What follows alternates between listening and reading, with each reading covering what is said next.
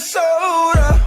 When big boys ain't know us. All fast money, never slow us. What is going on, you guys? Brandon here, aka Browadis, and today I'm bringing you guys yet another season preview. I'm sorry I've been lagging on these. I'm gonna have to finish them before the season starts because it doesn't make sense to do it once the season does start. I've just been backed up with so much homework from one class. One college class gave me a shit ton of homework. Whatever, I'm getting off track. And today's season preview is actually going to be, if you can't tell by the title, my beloved Phoenix Suns. Now, let me just start off by saying that no matter what I say, whether I pick them to suck, be decent, or win the championship, everyone's going to comment, oh, you're being biased. Everyone's going to say, oh, you're being so biased. You're only saying this because you love them. So I'm going to just say this straight up. I'm going to make this prediction without being biased. I'm going to put all my bias and fandom aside, and I'm going to predict this as if I was a fan of no team in the NBA. You guys take it however you want. People are still probably going to think I'm being biased. People are still going to think I'm being one-sided. I'm telling you right now, straight up, I'm not going to be one-sided, and you could think whatever you want. So, the Phoenix Suns last year, have you heard the term a season to forget or a year to forget? Let's just say the Phoenix Suns of 2015, 2016 are the definition of that was a season to forget. 23 wins, 59 losses. There went actually a 30-game stretch where they won 2 games and lost 28. I sat in this chair and watched on that TV 30 Phoenix Suns games in which they won 2 and lost 28. Okay? Last year was terrible. I'm not going to sugarcoat and say it was bad. No, it was a terrible season. All Suns fans agree. There was nothing you could take out of that as a positive, except for one thing, and you guys already know what I'm going to say, Devin Booker. Obviously, you guys have heard of him by now. Everybody knows who the hell he is. Everybody knows he's an up-and-coming star. That was the one positive you took out of last year. He was actually one of only 4 players in NBA history to score 5+ 30-point games as a 19-year-old. The other 3, Kevin Durant, LeBron James, Carmelo Anthony. So that's not a very bad group to be involved with. So anyways, I digress. Let me just start off by saying that last year we won 23 games. This season we're going to win much more games. Now I'm not saying we're going to win the championship. I'm not even saying we're going to make the playoffs, okay? But 23 wins. Here's the difference. Let me tell you. We were the 4th worst team in the NBA last year. Actually, we were the 2nd worst in the West. But let me tell you what had us different than the other teams. The Philadelphia 76ers, they were tanking. They were losing on purpose. They had bad players, obviously, to lose. The Lakers, they were Kobe's farewell tour. They were not trying to win games. They had to keep their pick. They were losing. The Phoenix Suns, they wanted to win, and they actually started off with 7 wins and 5 losses. They were actually in the top 8, top 9 when the season did start, and then boom, boom, boom, boom, boom, boom, boom. Injury after injury after injury after injury. You guys know the domino effect where one domino falls and all the other dominoes fall? Well, it started with Eric Bledsoe. He missed over 50 games. And Brandon Knight went down. Brandon Knight missed over 20 games. Tyson Chandler went down. He missed a ton of games. TJ Warren, he broke his foot. He missed almost half the season. The Phoenix Suns were not a bad team when they were healthy. They were actually in the playoffs for the first couple weeks of the season. So that is what actually differentiated them from the rest of the bad teams in the league. The Phoenix Suns were not a bad team, but obviously you get injured. Listen, Eric Bledsoe, who missed over 50 games, 21 points a game. Brandon Knight then missed a ton of games. He averages 20 points a game. Those are your top 2 scorers, arguably your 2 best players of last year. Brandon Knight, Eric Bledsoe missing a ton of games. You then have TJ Warren, who was your 4th leading scorer. He broke his foot. He missed a ton of games. Tyson Chandler, the locker room leader, your vet, he missed a ton of games. So, based off of health alone, the Phoenix Suns should be a better team this upcoming season. Injuries aside, let's not forget that Devin Booker, who is obviously one of the Phoenix Suns' best players, did not play much in the whole first half of the season. He didn't start playing until Eric Bledsoe got hurt because the Phoenix Suns had no choice but to play him. Devin Booker was supposed to be a project. He wasn't supposed to start coming along till a couple of years. But then when Eric Bledsoe got hurt, the Suns are like, oh shit, we have no choice but to play Devin Booker. And look what happened with that. So you got to factor that in. The Phoenix Suns have a full season of Devin Booker now. And also, let's not forget that the Phoenix Suns were among, should I say, the best or the top of the league in close losses. They lost a ton of games by less than 4 or 5 points. And then you have this. Okay, 2 years ago, the Phoenix Suns finished below 500. They had 39 wins and 43 losses. This past season, like I said, 23 wins and 59 losses. You want to know what those 2 seasons have in common that this upcoming season doesn't? Drama. Little petty drama that should not be anywhere near a professional level organization. 2 years ago, they had the Isaiah Thomas, Eric Bledsoe, Goran Dragic drama where they could not play on the court. They couldn't share the ball. You had the whole Dragic situation where he called the front office liars and he demanded a trade. And then Isaiah Thomas got traded where we got fleeced in that trade. It was a bad season. We had a lot of talent, but the chemistry was terrible. And then last year, you had the Markieff Morris dilemma. You had where the Phoenix Suns tried to sign LaMarcus Aldridge, so they ended up trading Marcus Morris, and that put a stick up Markieff Morris's ass, so he went ape nuts. He went berserk and he ruined the Phoenix Suns season from the start. He didn't try. He lost the respect of his teammates and coach. He was a pussy. I'm not gonna sugarcoat it. So that's what those 2 seasons had in common. The Phoenix Suns had a talented team, but there was so much outside problems. There was so much things that just don't happen to a professional. That's not a high school team. This is supposed to be a professional level team. And you know what they've done this upcoming season? They've cut that crap out. They've set their motto. The Phoenix Suns motto and kind of the demeanor of the team now is they are not a team. They're a family. That's the whole program that the Phoenix Suns are going by. They're not only teammates, but they're friends. They're not only working, but they're family. They're embracing that role. Let me give you an example. So, a couple months ago, right here in my own city in San Diego, Eric Bledsoe flew out the whole entire team, including the rookies who just got drafted. He flew out the whole entire team. He paid for all their hotels, and he brought everybody along with him to stay right down here, 20 minutes away. They went paintballing together. They went golfing together. They did workouts together, swimming, biking. They went to the beach together. They were just hanging out. You realize in the NBA, when it's the off season, players go their own ways. They spend time with their family, or they go back to their homes, or they do their thing. They go on vacation, whatever. The Phoenix Suns stayed connected throughout this whole entire summer. And actually, as we speak, as I'm making this video right now, the Phoenix Suns are golfing all together on the Suns Snapchat story. Devin Booker was there, Eric Bledsoe was there. They were all together golfing, and they even tweeted, "We're a family." During the draft, the Phoenix Suns actually drafted Tyler Ulis, who is Devin Booker's best friend. Did the Phoenix Suns need another point guard behind Brandon Knight, Eric Bledsoe, and Devin Booker, who also does handle the ball sometimes? He's not a point guard, but he does handle the ball. No, they didn't need another point guard. They didn't need Tyler Ulis. But for that family purpose and keeping everybody happy, they drafted Tyler Ulis. And it just seems as if everybody is like just last night, Eric Bledsoe tweeted Phoenix, he's proud to be a Sun. Devin Booker the other day, he came out and said he wants to not only win in Phoenix, but he referred to Steve Nash. He said he walks around and he sees everybody wearing Steve Nash jerseys, who's obviously a legend in Phoenix. He said one day he wants to walk around when he's older and see everybody wearing Devin Booker jerseys way past his retirement. Those are words you didn't hear the past 2 years. Those are commitment, and it seems as if when you were watching the Phoenix Suns the past 2 years, it looked like players were forced to play. They didn't want to be in Phoenix. Now it's like players are playing for each other. They love each other, and the head coach, Earl Watson, props to him. I think because he's really young, he's only 36 years old, so he can relate to the players on a different level than, let's say, they had a Jeff Hornacek who was in his 50s and played in the old school NBA. Now you have Earl Watson, who actually just retired recently, so he knows. It just looks like it's going up. Finally, it looks like it's going up. Now let's look at the actual players. You have Eric Bledsoe, Devin Booker, PJ Tucker, who will be starting once he comes back from his back surgery. He's going to miss the first week or two of the season. So let's just say TJ Warren is starting in his spot. You then have Jared Dudley, who is the starting power forward. A lot of people don't agree with me, but it's not up to me. I don't make the team. Earl Watson came out and said Jared Dudley is the starting power forward. And at first glance, you say that's our weak spot, right? But I'll get to that later. Tyson Chandler is a starting center. So our starting lineup looks solid. You have Bledsoe, who he needs to stay healthy, of course, because health has always been an issue for him.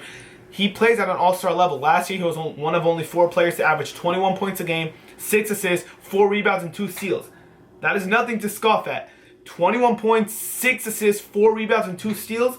I think it was only LeBron, Russell Westbrook, and Paul George to put those up. Or maybe it was Chris Paul instead of Paul George. I don't know. But then he got hurt, of course. You then have Devin Booker, who I'm not even going to say anything about him. You guys know all you need to know about Devin Booker. That's all I'm going to say. Then you have PJ Tucker or TJ Warren. Whoever one slots in there. No, they're not superstars, but they're both decent players. They have completely different games. PJ Tucker is more of the defender, which is why I want him to start, because then you could put TJ Warren on the bench and have more offensive firepower coming off the bench. You already have a ton of offense in the starting lineup coming from Bledsoe and Booker. So I think Tucker can mask Booker's defense, because Booker does not have the best defense just yet. He's only 19 years old. So Tucker can kind of help Booker out on D. But he's out for the first week of the season. So you have TJ Warren starting, who was our 4th leading scorer last year. So that is not a problem at all. Then you have Jared Dudley starting at the 4. And that's where everybody goes, the Suns are going to get killed every night. How is Jared Dudley going to guard the LaMarcus Aldridge of the league, the Blake Griffins of the league, the Draymond Green, Pau Gasol? How is he going to do that? Anthony Davis. Well, here's the thing. That was sounding like a problem, right? And then you have Marquese Chriss, who came out of nowhere. Guess who leads all rookies in scoring and rebounding this preseason? Not the number 1 overall pick. Well, he's hurt. Not the number 2 overall pick. Not the number 3. Not anyone in the top 5. Not the Suns' 4th overall pick. But it's the 8th overall pick in the draft. The 19-year-old Marquese Chriss. He's put up double digits in scoring every single game this preseason. He's actually the only rookie to do that so far. He has been impressive, and I'll be the first to admit I wasn't that high on him when we drafted him. Sure, I thought he would be better than Bender, but at the same time, he's very, very raw. He is very raw. So for him to show this much already, you figure for Marquese Chriss it would take a couple years for him to come around. For him to show this much already is crazy, and he obviously is a power forward. So the one spot that Phoenix Suns fans were looking at and being kind of like, I don't know about the power forward spot. Boom, we just lucked out that Marquese Chriss all of a sudden looks like one of the best power forward rookies out of the draft. And he's been really, really impressive in preseason. Is he going to start right away? No, we're going to start Jared Dudley. But don't be surprised if Marquese Chriss comes in and takes that starting spot sometime this upcoming season. You then have Tyson Chandler. Here's the biggest upgrade on the bench. You might be wondering, what happened to Brandon Knight? Well, here's what I mean about the Phoenix Suns chemistry and playing like a family and treating each other like brothers and friends instead of teammates and business partners. Here's the biggest thing. When Brandon Knight was asked this very exact question months ago, before the Suns embraced this whole family mentality, they asked him, Devin Booker, everybody knows about him. He's coming up. He's going to be a star. How do you feel about giving up your starting spot and coming off the bench for Devin Booker? And you know what Brandon Knight answered a couple months ago? He said, I expect my role to be the same exact thing next season. Meaning, I'm not coming off the bench for anybody. I want to be a starter. You know what happened months later after the Phoenix Suns became closer as a team and just started treating each other better and no drama? Brandon Knight's coming off the bench. You know what he said? He said, I'm going to do whatever it takes for this team to win.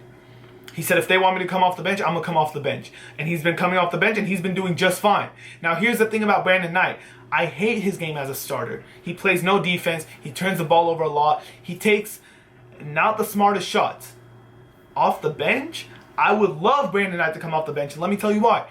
Coming off the bench, you don't need someone to come in and lead a whole offense and play the best defense. You know what teams look for off the bench? They look for scoring. They look for when the starters are on the bench, aka when Eric Bledsoe and Devin Booker are sitting on the bench, where are we going to get our scoring from? So then you bring in Brandon Knight, who averaged 20 points a game last year, and you don't lose much scoring. So he could take bad shots when he comes off the bench. It doesn't matter. And he is not asked to go up against the other team's starters. He's going to... It's a perfect role for Brandon Knight. He could take over that Jamal Crawford type of slot for the Phoenix Suns. His game is tailor-made as a sixth man. When you look at Brandon Knight's game, it does not scream starter. It does not scream all-star. It screams prototypical sixth man. And look, you know me. I wanted Brandon Knight off the team. I wanted him traded. I wanted him cut. I did not like him. Especially after his comments saying he doesn't want Devin Booker to start over him. And then you look at after he's accepted the six-man role and he came out and said he's going to do whatever it takes for the Phoenix Suns to win games, I'll keep him. Let's see how he does as a sixth man because, like I said, he's never been a bench player in his career before. But just watching him, his game screams, I am a good sixth man. So some national pundits are already picking him to win sixth man of the year, actually, and I wouldn't be surprised. So yeah, as a starter, he's not that efficient. But coming off the bench, you don't need fucking defense. You don't need someone to lead the team. You don't need, oh, don't do this, don't do that. All you need is scoring. Brandon Knight can come in and chuck up 15 shots a game off the bench if he wants to. Marquise Chris, backup power forward. You have Leandro Barbosa back. You have Tyler Ulis, who's stuffed at the end of the bench, but he's going to still play some minutes. You have Alex Len, who's playing in a contract year, so he's going to be trying his ass off. You also have Archie Goodwin. It's just like this team, something about it is different than the past couple years. We have depth. We have young talent, and now that we drafted Marquise Chris and Dragan Bender to pair with Devin Booker, it's like you don't need to tank for a good pick because there comes a point where too much young talent is not a good thing. Look at Philadelphia. They have way too much young talent. They're not winning games. Look at Sacramento. When they started losing, they haven't made the playoffs almost 10 years. So the Phoenix Suns now feel like they have their core. They don't need another high pick. You have Eric Bledsoe's only 26. Brandon Knight is 24. Devin Booker is 19. Marquise Chris is 19. Dragan Bender is 18 years old. Tyler Ulis is only 20. The TJ Warren's 22. The Phoenix Suns have their core set. So they're trying to win. Like I said, last year they were not a bad team. They just got killed with injuries. And the roster just seems more talented. The Phoenix Suns have obviously never been known for their defense. They've always been more of an offensive team. They've always had better offensive players than they did defensive players. But now you just kind of get this sense where the offense is balanced off, so you're going to get your scoring from Bledsoe, Booker, Brandon Knight. You're going to get scoring from there. TJ Warren, obviously, he is a pure scorer. He doesn't like to play any defense. But then you're also going to get your defense. You have your rim protector at Tyson Chandler. And then when Alex Len steps in, he's almost 7'2", 7'1", so your rim protection doesn't fall off that much. You then have Marquise Chris, who just last night blocked 4 shots. PJ Tucker, great defender. He likes to stick the opposing team's best player every single night. And Eric Bledsoe, obviously one of the best defensive point guards. And then it just seems like the balance between the starting lineup and the bench is something just seems right about this season. Brandon Knight, Leandro Barbosa coming off the bench, and you also have that veteran leadership. Just 2 years ago, you had no vets. PJ Tucker was the oldest player on that team. The oldest player on the team, and he has no playoff experience. Then you brought in Tyson Chandler, so you brought in one vet, but that wasn't a disaster season. He was hurt most of the time. Now you bring in Leandro Barbosa, who just won a championship in Golden State, and now you bring him back to kind of teach the young kids. He's getting older. He's not going to be playing that many minutes, but he's there for the presence, a champion right there. Then you have Tyson Chandler, obviously a champion. You brought back Jared Dudley, who was a Phoenix Sun fan favorite. Like I said, they're bringing in this family first purpose, and it just makes everybody feel so much more comfortable. And look, when the Dallas Mavericks beat the Miami Heat NBA championship, who had more talent on their roster?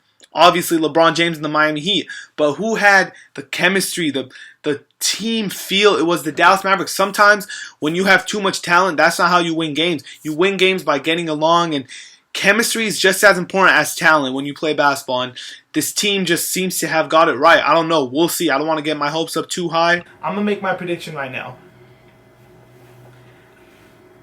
Are the Phoenix Suns going to be better than last season? Yes. There's just no way they could be worse. Last season, I also forgot to mention, not only all the injuries, but Devin Booker only played half the season. So they didn't know what they had in him. Are they going to win more than 23 games? Yes. Are they going to make the playoffs? This is where I don't expect the Phoenix Suns to make the playoffs. No, I don't. So if you're asking me, hey, will the Phoenix Suns make the playoffs? My answer is no. But the bottom of the West is weak. You have obviously the Warriors at the top, the Spurs, the Clippers. OKC is probably going to make it even though they lost Durant. Portland's probably going to make it. Houston missed the playoffs last year, so they're not a lock. Memphis also is not a lock. They're going to be up there though. Utah's probably going to... You have a lot of probablys, and then you have some... The bottom of the playoff seeding in the West is wide open. So, And like I said, don't forget, last year when the Phoenix Suns were healthy, when the season started, they were right up there with those teams. They were right up there, and that was with the Markieff Morris drama. I'm going to go out on a limb, and I'm going to pick the Suns to win 36 to 39 games. So I think a lot of people are they're looking at the Suns in preseason, and the Suns have won 3 games, and the only games that they've lost, they were by 5 points and 5 points, so they've been really close games. So they're looking at the Phoenix Suns preseason, and they're going, oh wow, the Suns are going to be so good. Are they going to be good? I don't know about that. But are they going to be better than last year? Yes. I don't know if they're going to be a 500 team just yet. I think the season after this, for sure, the Phoenix Suns are going to take off after that. But we're talking this upcoming season. I'm going to give the Suns a 36 to 39 wins, maybe 40. I don't know if they reach 41, and I definitely don't think they go over 42, because that's too soon. From 23 to over 40 is just too much in 1 year. Hey, if the Phoenix Suns win 38, 39 games and that's all it takes to sneak into the playoffs, then fucking do it. I'd love to watch a Phoenix Suns playoff team. I think the Phoenix Suns end up 9th or 10th with 36 to 40 wins. And as a Suns fan, you could say, oh, that pisses me off because we missed the playoffs barely. Hey, you can't complain. From a 23-win season going all the way up, that's my prediction for the Phoenix Suns. I could have been biased and said, oh, the Suns are winning the championship. I could have even been biased and picked them to make the playoffs. I'm not for sure saying they're not going to make it. I think they're going to be right up there, right on the asses of that 7th and 8th seed. If they do make it, that'll be a pleasant surprise for me. Playoffs go on April, May. My birthday's in June, so that could be a little early birthday surprise for me. Just remember one thing.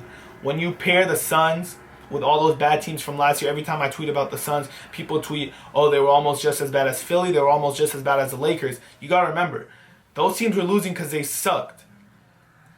The Phoenix Suns were killed with injuries. And then arguably our second best player, Devin Booker, he only played the second half of the season because the Phoenix Suns did not know what they had in him. So there's my prediction. I hope you guys enjoyed this video, and I look forward to doing the rest of these prediction videos.